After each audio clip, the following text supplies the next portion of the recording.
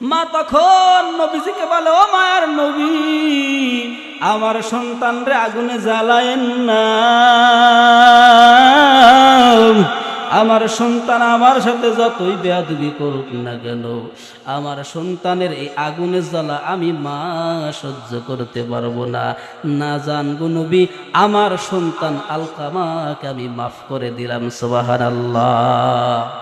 আলকামার মা মাফ করে দেওয়ার সাথে সাথে আলকামার জবানে কালিমা জারি হয়ে যায়। সুবহানাল্লাহ। শুধু তাই নয়, বহুতে আছে মা বাবার সাথে খারাপ আচরণ করলে সন্তানের জীবনে কোনোদিন মঙ্গল হয় না। আয়ে বান্দা খোদার চাহো উনকি মুলাকাত, দেখতা হো মুঝে মুনসারে গুলতা হে মুলাকাত। আলহামদুলিল্লাহ। আল্লাহ পাক রব্বুল আলামিন আমাদেরকে ভালোবেসে পবিত্র স্থানে বসার তৌফিক দান করলেন। সকলে শুকরিয়া আদায় করে আলহামদুলিল্লাহ। আপনাদের সম্মুখে এখানে আয়াতে কারিমার অংশ তেলাওয়াত করেছি।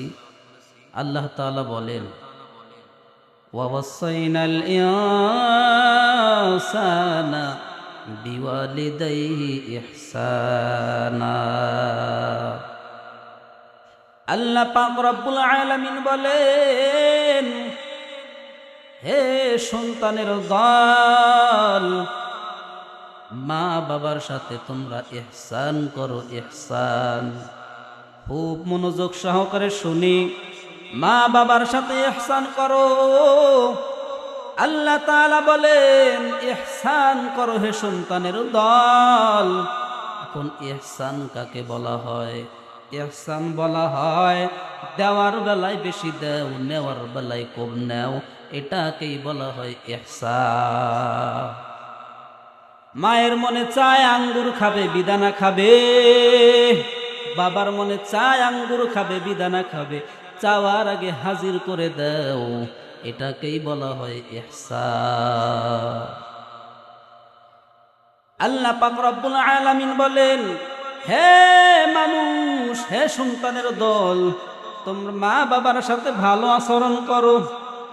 মায়ার নবী বলেন, হে মানুষ, তোমরা যদি আল্লাহর নৈকট্য অর্জন করতে চাও তাহলে মা বাবার সাথে তোমরা ইহসান করো। ইহসান। মায়ার নবীর সাহাবীর কাছে আল্লাহর এক বান্দা চলে গেছে। আল্লাহর এক বান্দা গিয়ে বলতেছে, ও মায়ার নবীর সাহাবী, ও আমার মায়ার নবীর সাহাবী, আমি একটা গুনাহ করে ফেলেছি। বলে কি গুনাহ? বলে মারাত্মক ধরনের গুনাহ। আমি একজন মানুষকে হত্যা করেছি। আমার কি মাপ পাওয়ার কোনো রাস্তা আছে নাকি? মায়ার নবীর সাহাবী বলে, ও আল্লাহর বান্দা, নবীজি বলেছেন আল্লাহকে খুশি করার মাধ্যম হলো মা বাবাকে খুশি করা। মা বাবারে যদি খুশি করতে পারো আল্লাহ খুশি হইয়া যাবে।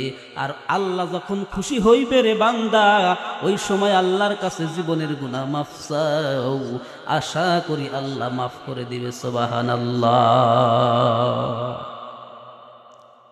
দুনিয়ার মানুষ, মায়ার নবী রাহমাতুল লিল আলামিন বহু হাদিসের মধ্যে মা বাবার সাথে সুন্দর আচরণের কথা বলেছেন, মা বাবার সাথে ভালো ব্যবহার করার কথা বলেছেন।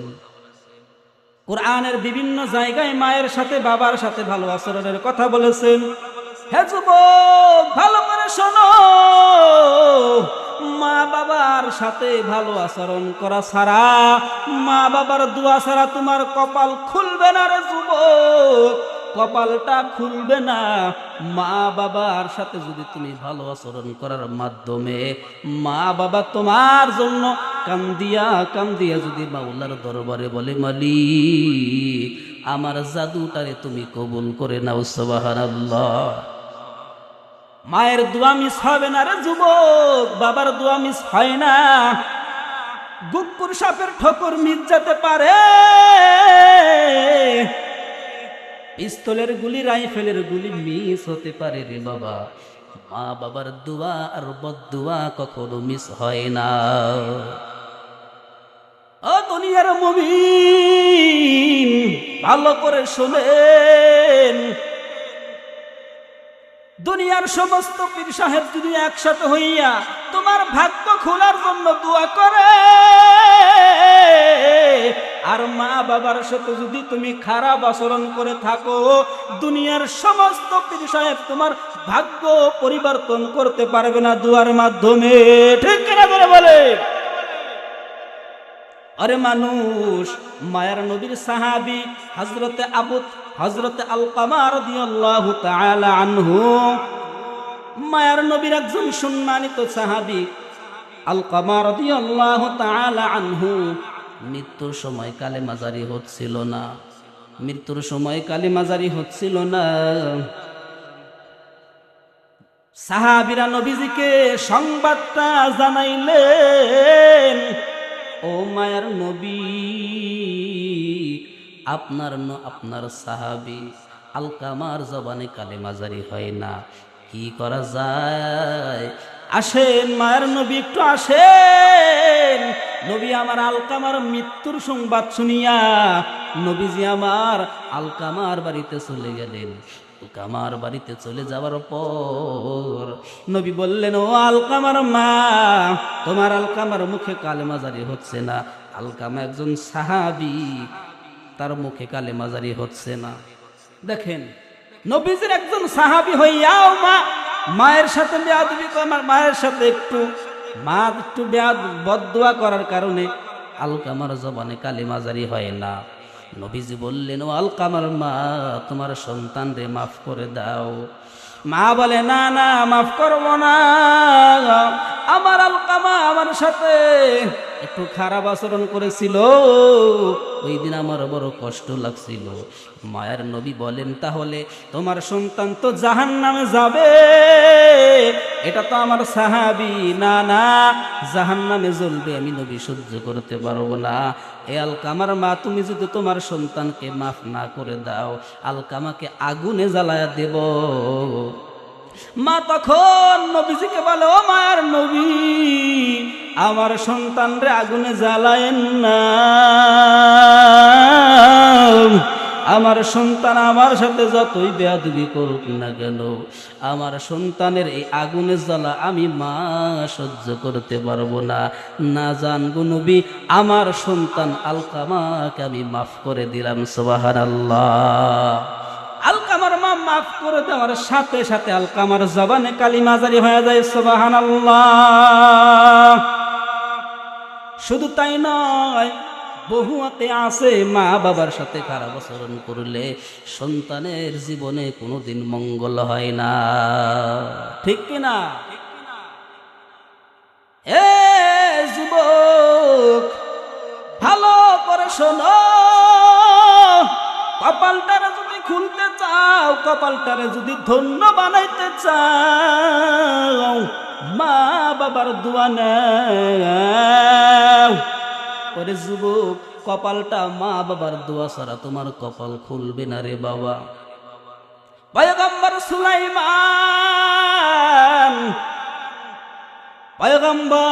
সুলাইমানকে আল্লাহ তাআলা ওহী নাজিল করে জানাইলেন, খুব ভালো করে শুনব। পয়গম্বর সুলাইমানকে আল্লাহ তাআলা জানায়া দিলেন, ও পয়গম্বর সুলাইমান, তুমি যদি আশ্চর্য কিছু দেখতে চাও, সাগরের কিনারায় চলে যাও। কোথায় চলে যাবে? সাগরের কিনারায় চলে যাও। পয়গম্বর সুলাইমান সাগরের কিনারায় চলে গেল। সাগরের কিনারায় চলে যাওয়ার পর আল্লাহ তাআলা বললেন, সুলাইমান, সাগরের তলদেশে একটু খোঁজ নাও। পয়গম্বর সুলাইমান সাগরের তলদেশে খোঁজ নিলেন। খোঁজ নেওয়ার পর পয়গম্বর সুলাইমান দেখলেন, পয়গম্বর সুলাইমান সাগরের তলদেশে চলে গেলেন। চলে গিয়ে দেখে একটা যুবক একটা ঘরের মধ্যে ইবাদত করে। ওই যুবককে সুলাইমান জিজ্ঞাসা করলেন, সাগরের তলদেশে কোথায়? সাগরের তলদেশে পয়গম্বর সুলাইমান চলে গেলেন।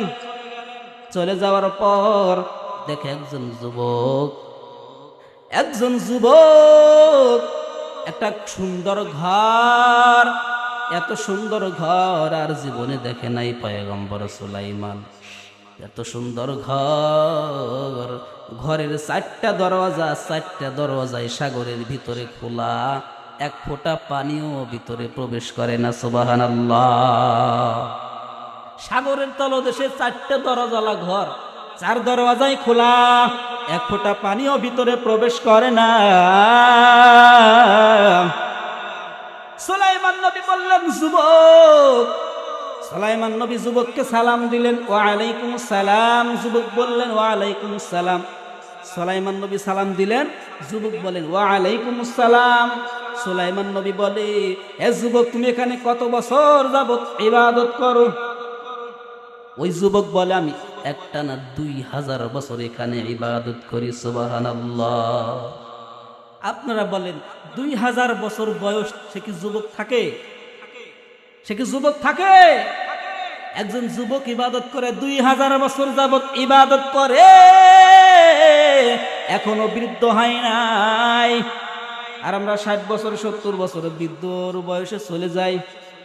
হে মুসলমান, ওই যুবককে জিজ্ঞাসা করা হলো, সুলাইমান নবী জিজ্ঞাসা করলেন, হে যুবক, তুমি কি এখানে কিসের মাধ্যমে আসলা? তুমি কি এখানে কিছু খাও? বলে, হ্যাঁ, আল্লাহ আমাকে জান্নাতি ফল খাওয়াই। সুবহানাল্লাহ। বলে, এখানে কিভাবে তুমি আসলা? আমার মা যখন মৃত্যু সজ্জায়, আমার মায়ের আমি কোনো খেদমতের ত্রুটি করি নাই।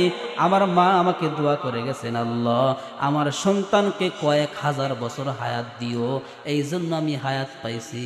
আমার বাবা মৃত্যুর সময় বলে গেছে, আল্লাহ আমার সন্তান আমার খেদমতের ত্রুটি করে নাই, আল্লাহ আমার সন্তানকে তুমি একটা না কয়েক হাজার বছর হায়াত দিও, আর আমার সন্তানকে নিরাপদ স্থানে তুমি ইবাদতের ব্যবস্থা করে দিও। সুবহানাল্লাহ।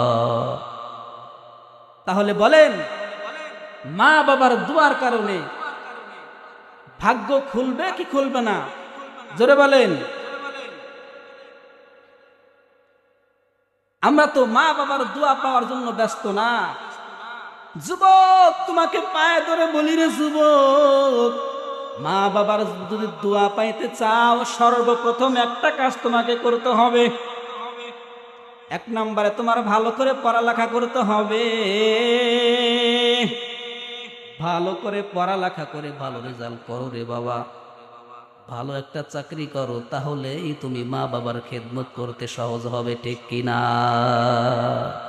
আর এখন কোন যুবকরা তো, অধিকাংশ যুবক পড়ালেখা নাই, তো মোবাইল নিয়ে ব্যস্ত। ঠিক কিনা? পড়ালেখা নাই, লেপের নিচে বাতি জ্বলে, কারেন্ট গেলেও জ্বলে, কারেন্ট থাকলেও জ্বলে, আছে না নাই? লেপের নিচে রাত 2টা পর্যন্ত 3টা পর্যন্ত বাতি জ্বলে। জামানা শেষ করে ফেলেছি মোবাইলে। ঠিক কিনা? জামানা মোবাইলে খাইছে, জামানা মোবাইলে খাইছে। ঠিক কিনা? অল্প বয়সে পোলা মায়া প্রেমে জড়াইছে, জামানা মোবাইলে খাইছে, জামানা মোবাইলে খাইছে। ঠিক কিনা? রেডিওর পরে ট্যাব আসিল, ট্যাবের পরে টিভি, টিভির পর মোবাইল আইলো, যা খুশি তা পাবি। এই সমস্ত জিনিস দেখা নেশায় মেতেছে জামানা, মোবাইলে খাইছে, জামানা মোবাইলে খাইছে। ঠিক কিনা? মায়ার নবী, ও দুনিয়ার মুসলমান, মায়ের নবী বলেছেন, মা বাবার সন্তুষ্টির অর্জনের, মা বাবাকে সন্তুষ্টি করার মাধ্যমে আল্লাহকে সন্তুষ্টি করতে হবে। মা বাবা যদি সন্তুষ্ট হয়, আল্লাহকে সন্তুষ্ট করা খুবই সহজ। ঠিক কিনা? মুসলমান ইমানদার, 1 নম্বরে মা বাবার সাথে ইহসান করতে হবে। আবার নবীজি কি বলেছেন?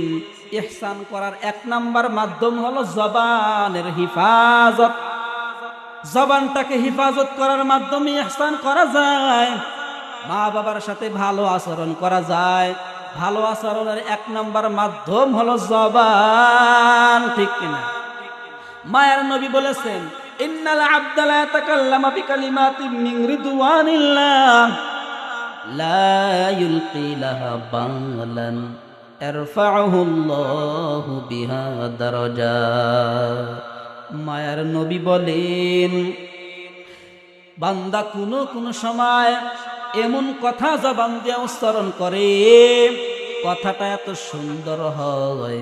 নবীজি কি বলেন দেখে, নবীজি বলেন, ইন্নাল আবদা লা ইয়াতাকাল্লামু বিকালিমাতিন মিন রিদওয়ানিল্লাহ, বান্দা এমন সময় কোন সময় বান্দার জবান এত সুন্দর কথা উচ্চারণ করে, কথাটা আল্লাহর কাছে এত ভালো লেগে যায়, ওই কথাটার কারণে ইরফাউহুল্লাহু বিহা দারাজাত, আল্লাহ ওই বান্দার মর্যাদা আল্লাহ বাড়ায় দেয়। সুবহানাল্লাহ।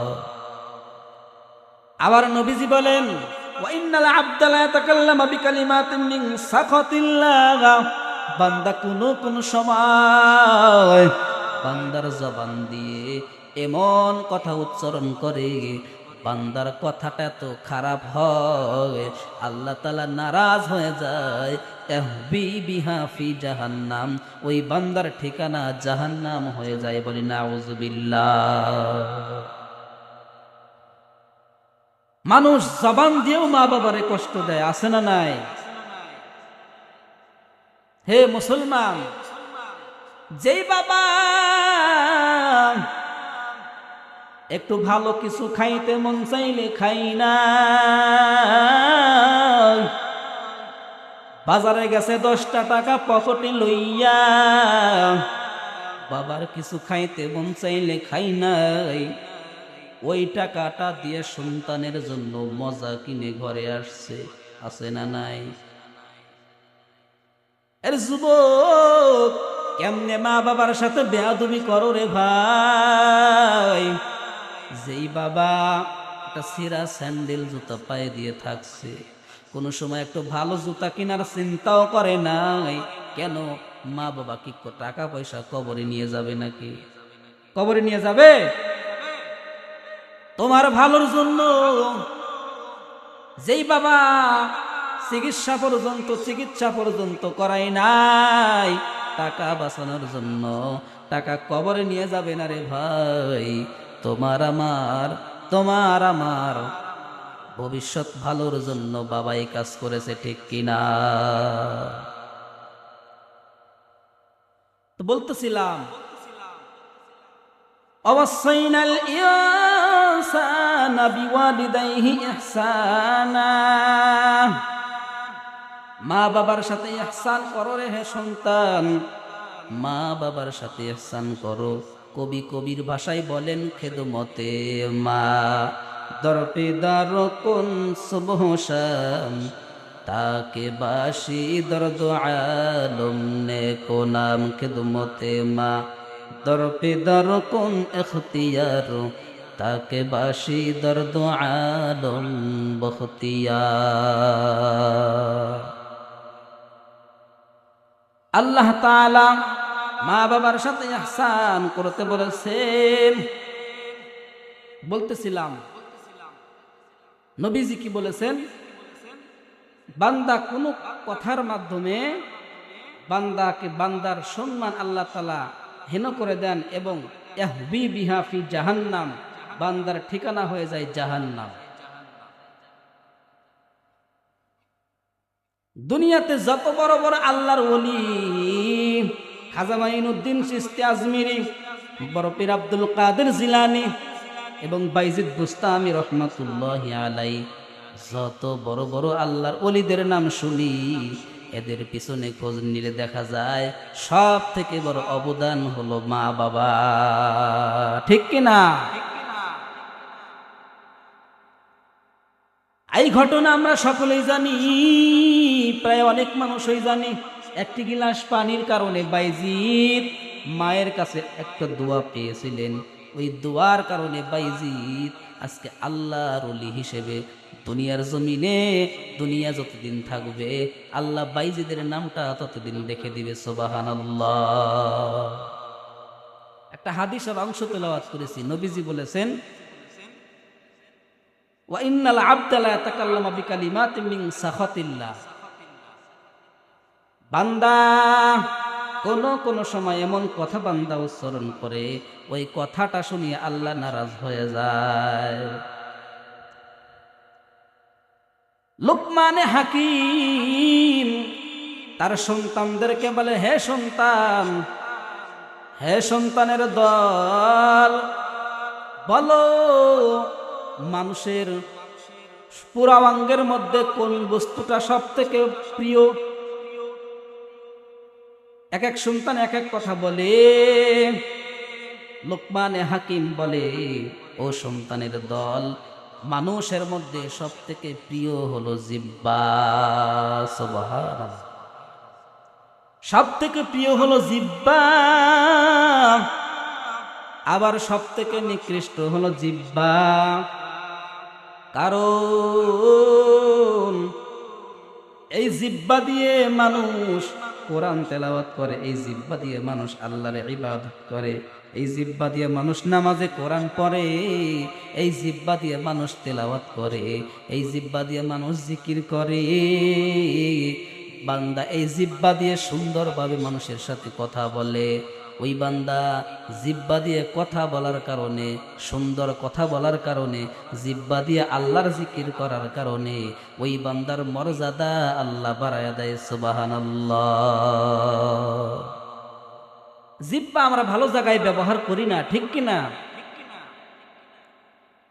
জিহ্বা ভালো জায়গায় ব্যবহার না করার কারণে, ভালোভাবে ব্যবহার করার না করার কারণে আমাদের নবীজি বলেন, জিহ্বা মানুষকে জান্নাতে নিয়ে যাবে, জিহ্বা মানুষকে জাহান্নামের দিকে নিয়ে যাবে, ঠিক কিনা?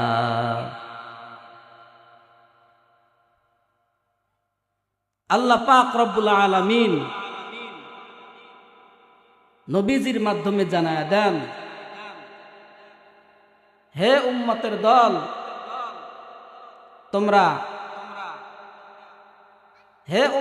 দল, তোমরা অধিক পরিমাণে জিহ্বার হিফাজত করো। কিসের হিফাজত করো? জিহ্বার হিফাজত করো। নবীজি বলেন, যদি বান্দা জিহ্বার হিফাজত করতে পারে, ওই বান্দার জান্নাতে যাওয়ার জিম্মাদার আমি নবী নিজেই হয়ে গেলাম। সুবহানাল্লাহ।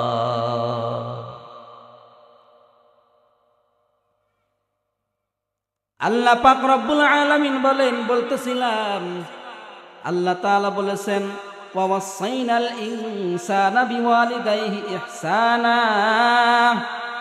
হামালাতহু উম্মুহু ওয়াহনান আলা ওয়াহনিন। আল্লাহ তাআলা বলেন, ও সন্তানের দল, মায়ের সাথে ভালো ব্যবহার করো, বাবার সাথে ইহসান করো। কিসের জন্য মায়ের সাথে ইহসান করো, বাবার সাথে ইহসান করো?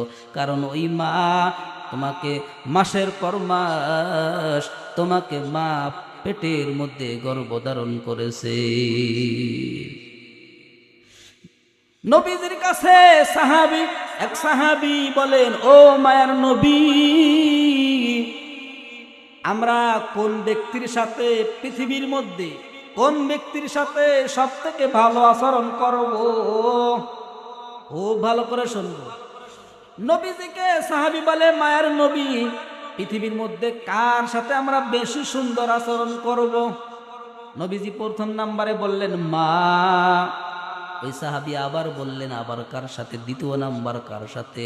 নবীজি বললেন, তোমার মায়ের সাথে ভালো আচরণ করতে হবে।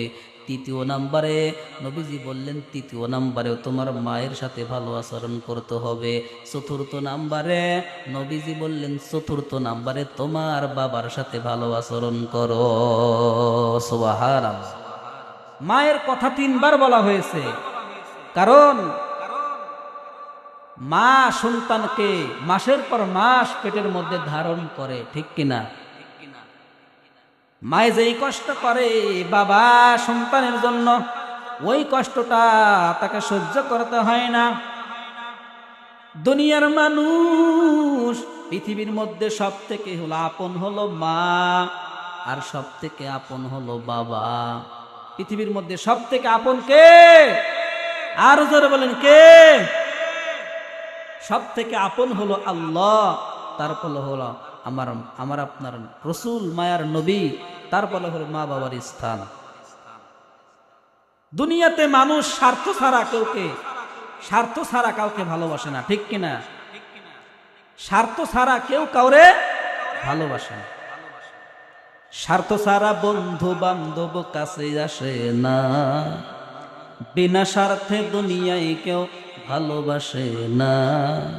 স্বার্থ ছাড়া ভালোবাসে শুধুই আমার মা, ঠিক কিনা? স্বার্থ ছাড়া ভালোবাসেন শুধুই আমার মা। কৌটার দুধ 5 বছর খাইলে হিসাবটা পাকা,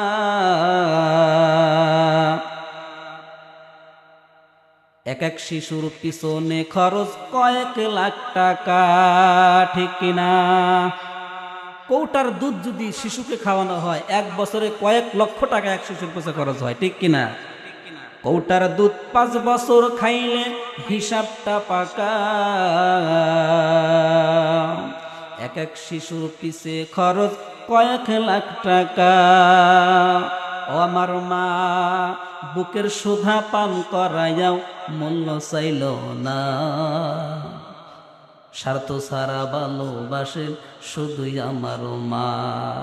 স্বার্থ ছাড়া বন্ধু বান্ধব কাছে কাছে আসে না, বিনা স্বার্থে দুনিয়ায় কেউ ভালোবাসে না। স্বার্থ ছাড়া ভালোবাসেন শুধুই আমার মা, ঠিক কিনা করে বলে? দুনিয়ার মানুষ স্বার্থর পাগল, স্বার্থে আঘাত লাগলে স্বার্থে যাকে বেশি দেওয়া যাবে, দুনিয়ার মানুষ এরকম। যদি বেশি বেশি দিতে পারেন তাহলে খুশি, ঠিক কিনা? এজন্যই তো যুবক ভাইদের বলি, হে যুবক ভাই, তোমরা বেশি বেশি মা বাবাকে যদি তোমরা ভালোবাসতে চাও, মোবাইল চালানো বাদ দাও, ভালো করে পড়ালেখা করো, মানুষকে ভালো ইনকাম করে মানুষকে খুশি করো, মানুষ তোমার জন্য দোয়া করবে। যুবক, মোবাইল চালানো বাদ দে, ঠিক কিনা? কারণ এই দুনিয়ার মানুষকে যত বেশি দিতে পারবেন তত বেশি মানুষের সাথে ভালো আচরণ পাইবেন, ঠিক কিনা? কি কথা খারাপ বললাম? টাকা পয়সা বেশি যদি করতে পারো কামাই, শ্বশুর ও শাশুড়ির কাছে ভালো তুমি জামাই, ঠিক কিনা? কথা ঠিক কিনা? টাকা পয়সা বেশি যদি টাকা পয়সা কামাই করে শুধু দিয়ে যায়, শালা শালির কাছে তুমি ভালো দুলাবাই, ঠিক কিনা? টাকা পয়সা কামাই করে দিতে পারো ঢেলে, সবার কাছে তুমি খুবই সুন্দর ছেলে, ঠিক কিনা? টাকা পয়সা কামাই করে শুধু দিয়ে যায়, ভাই বোনের কাছে তুমি খুবই ভালো ভাই। টাকা পয়সা কামাই করে দিতে পারো ঢেলে, পিতা মাতার কাছে তুমি খুবই ভালো ছেলে। টাকা পয়সা কামাই করে টাকা পয়সা দিবে শুধু গহনাটা দামি, নিজের বউয়ের কাছে তুমি খুবই ভালো স্বামী। টাকা পয়সা দিবে শুধু হিসাব নিকাশ নাই, নিজের ভাইয়ের কাছে তুমি, ভাই বোনের কাছে তুমি খুবই ভালো ভাই। টাকা পয়সা দিবে শুধু হিসেব নাই এক বিন্দু, চলার সাথীদের কাছে খুবই ভালো বন্ধু, ঠিক কিনা?